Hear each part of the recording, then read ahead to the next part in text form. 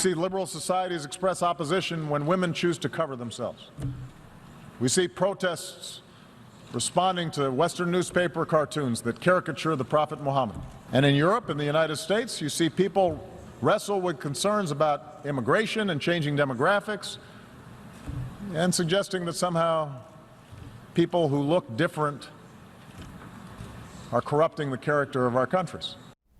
There he was at the United Nations today, doing what he did. Really? They protested when they drew the cartoons of Muhammad? They protested? Tell that to the dead people.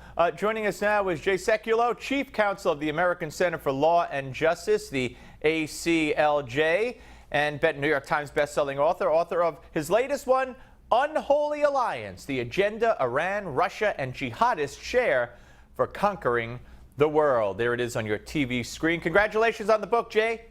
Hey, Steve, thanks for having me on. Thanks for talking about the book, and I really appreciate it. This is the follow-up to our Rise of ISIS. This is the second in that series, and this one deals with Russia, Iran, Syria, and jihadism. Well, and kind of this unholy alliance that's taking place. But that comment from President Obama, I'm glad that's his last UN speech, but the apology tour continues. 8 years, and he's still apologizing for the United States. Yeah, I think he did it. They counted 11 times today. He apologized. Yeah. He's totally out of control. But all right, so let's talk about this this alliance, and let me first concentrate on politically speaking here for a second.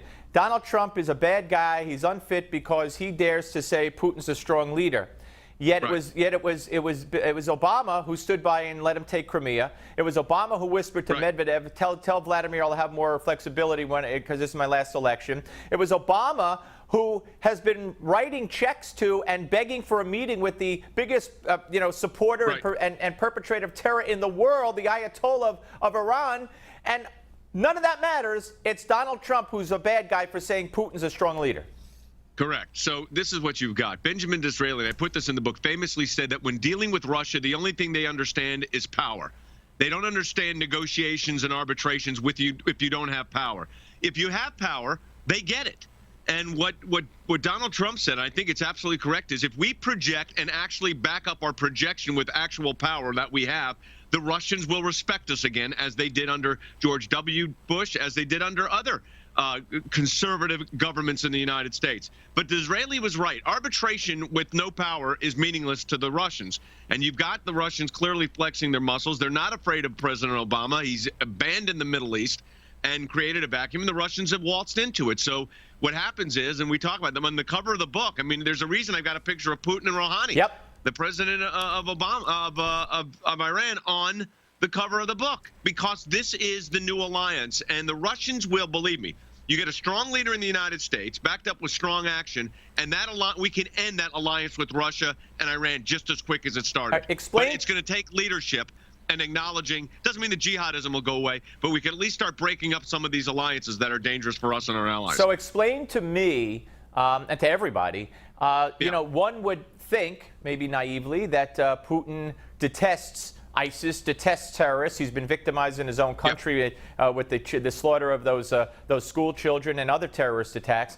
So why the romance, in his case? We know I have my theories on Obama, but why the romance and the alliance with Iran and jihadists? Well, here's what's so fascinating. Of course, they don't share a religious faith because the predominant religion in Russia is Russian Orthodox Christian. Right. So it's not a religious connection. It is a geopolitical connection. These are not two countries that love each other, but they are two countries that understand that combined they are more forceful than they are separated. So for the first time since the Islamic Revolution, and really since the first time since the 1950s, the Russians actually were conducting air sorties, air attacks out of Iran into Syria. So they both want to prop up the Assad regime. So that's part of the problem here. They also both want to see the destruction of ISIS. But the only reason that Iran wants to see the destruction of ISIS is because they're competing caliphates. And understand this, the Russians, what they're looking for is warm water ports. So they got those with Syria, and they don't want to give those up. And then, of course, with Iran, they have the same opportunity. So they're looking at it from a geopolitical military standpoint. Iran looks at it through the lens of the Quran, through the lens of the Hadiths, through the lens of jihadism. They are the largest state sponsor of terror in the world. Now you combine that with Russians and other jihadi groups. And Steve, we've talked about this before. Here's where you have to be concerned. Iran funding Hamas. Well, that sounds like, well, two terrorist regimes funding each other. What's the big deal? Sunni Iran funding Shia Hamas is a really big deal because they don't do that. But their desire for world conquest is so great. I mean, Iran's goal is to get rid of ISIS so they become the caliphate. Right. That's why there's tension between Turkey and Iran. Who becomes the caliphate? And President Obama is so naive with his apology tours and is apologetic for Islam. Frankly, it's getting to the point today. I would say it was repulsive. But and then of course chastising the Israelis, as he said, we're taking occupied lands of the Palestinians. I want to play that. Can we have 156, guys? I just want to play 156 if we can. I want to throw you a curve in the control room. Let me know when we could do it. Okay, here we go. And surely Israelis and Palestinians will be better off if Palestinians reject incitement and recognize the legitimacy of Israel. But Israel recognizes that it cannot permanently occupy and settle Palestinian land.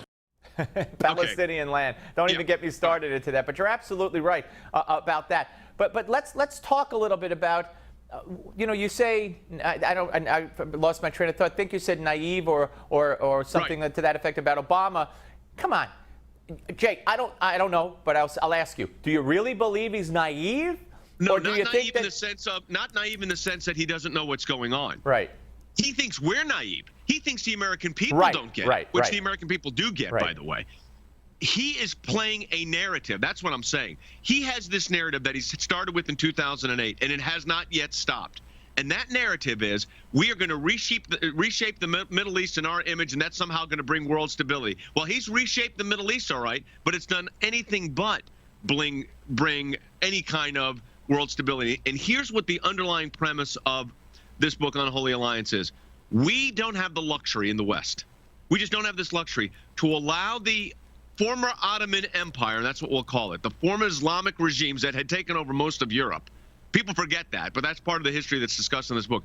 We don't have the luxury to let history repeat itself. We have to rewrite that history because in the Muslim mind, in the Islamic mind that's into the jihad mentality, they are repeating their history. But they have changed that history because ultimately, remember, they were defeated. That's the part they left out. So we've got to rewrite it and remind them, hey, you know what? You've been defeated before. We're going to defeat you again. But you got to engage. I mean, you got to engage. And President Obama won't do it. What role does the chaos that the immigration, the refugees taking over parts of Europe, I mean, parts of Europe are just gone. And you had the three Dumbo mayors today, New York City, Paris, and London stand, as it's now called, writing that there's no terrorism. We got to bring more refugees into our cities. What role does that, excuse me, play in the scenario of your book?